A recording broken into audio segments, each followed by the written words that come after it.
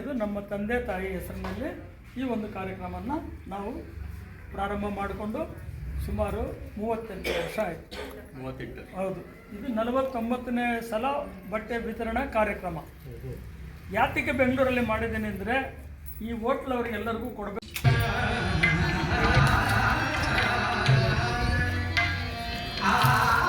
ಯಾವುದು ಮರ್ತೋಗ್ಬಿಡಿ, ಇನ್ನೂ ಮರ್ತೋಗ್ಬಿಡಿ, ಪರವಾಗಿಲ್ಲ, ಇನ್ನೂ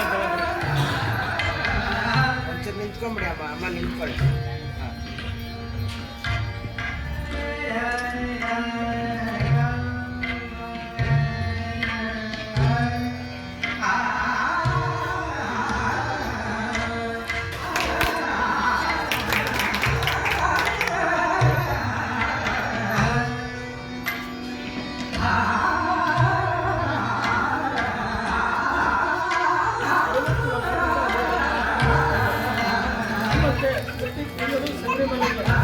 ಎಷ್ಟು ಜನ ಹೋಗ್ತಾರೆ ಅಷ್ಟು ಜನಕ್ಕೂ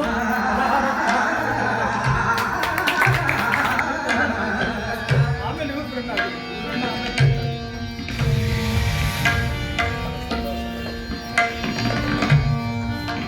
ಮೇಡಮ್ ತೆಗೆದ್ರೆ ಮೇಡಮ್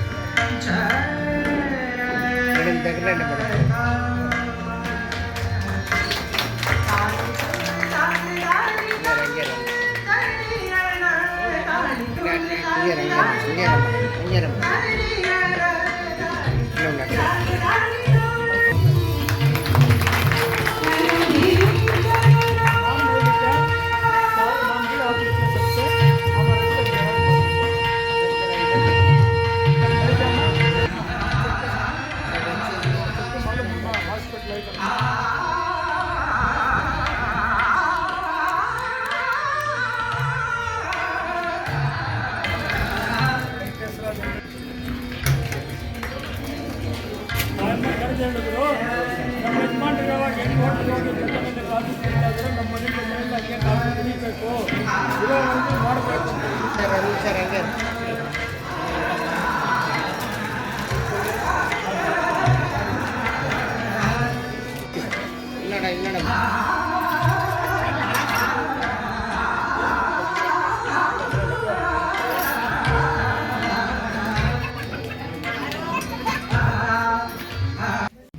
ಕಾರ್ಮಿಕ ದಿನಾಚರಣೆ ಅಂತ ಹೇಳಿಬಿಟ್ಟು 49ನೇ ಸಾರಿ ಈ ಒಂದು ಕಾರ್ಯಕ್ರಮ ಮಾಡ್ತಾ ಇರೋದು. ಪ್ರತಿ ಸಲನೂ ಮೇ ಡೇನಲ್ಲಿ ಭಾನುವಾರ ಬರೋದನ್ನೇ ನಾವು ಯೋಚನೆ ಮಾಡಿ ಮಾಡ್ತೀವಿ. ಮೇ 1ನೇ ತಾರೀಕು ಈ ಕಾರ್ಯಕ್ರಮ ಮಾಡಲ್ಲ, ಯಾಕಂದರೆ ಕೆಲಸದವ್ರಿಗೆ ಕೆಲವರಿಗೆ ರಜಾ ಇರಲ್ಲ. ನೆಕ್ಸ್ಟ್ ಸಂಡೇ ಆದರೆ ಕಂಪಲ್ಸರಿ ಎಲ್ಲರಿಗೂ ರಜಾ ಇರುತ್ತೆ ಅಂತ ಹೇಳ್ಬಿಟ್ಟು ಇದುವರೆಗೂ ನಾವು ಹಳ್ಳಿಗಳಲ್ಲೇ ಮಾಡ್ಕೊಂಡು ಬಂದಿರೋದು.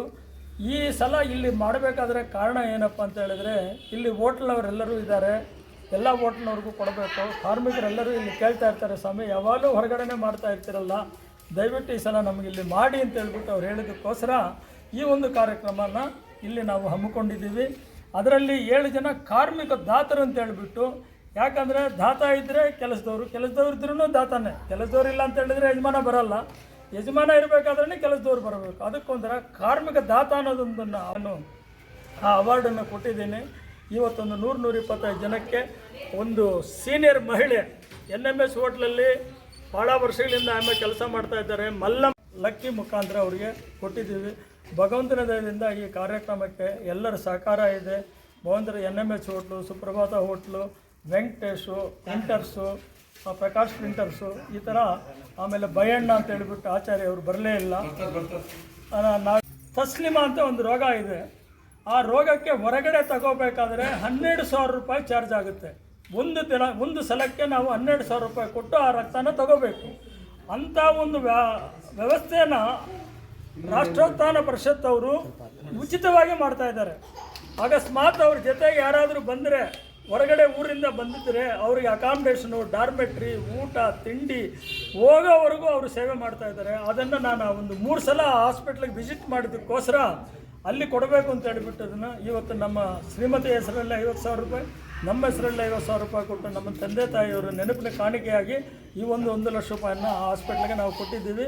ಅದು ನಾವು ಕೊಟ್ಟಿರೋದು ಭಾಳ ಕಮ್ಮಿ, ಯಾಕಂದರೆ 15 ಲಕ್ಷ 20 ಲಕ್ಷ ಕೊಟ್ಟಿರೋರು ಎಷ್ಟೋ ಜನ ಇದ್ದಾರೆ.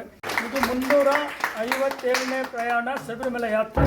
ಯಾವಾಗ ತಾರೀಕು ಹೊರಡ್ತಾ ಇದ್ದೀನಿ. ಇದು 1979ರಂದು ಶುರು ಮಾಡಿದ್ದು. ಪ್ರತಿ ತಿಂಗಳು ಅಯ್ಯನ ದರ್ಶನ ಮಾಡಿಕೊಂಡು ಬರ್ತಾ ಇದ್ದೀನಿ. ಆದಷ್ಟು ಜನನ ಕರ್ಕೊಂಡೋಗಿ ಅವ್ರಿಗೆ ದರ್ಶನ ಮಾಡಿ ಅವ್ರ ಸೇವಕನಾಗಿ ನಾನು ಹೋಗ್ತಾ ಇದ್ದೀನಿ ಸ್ವಾಮಿ.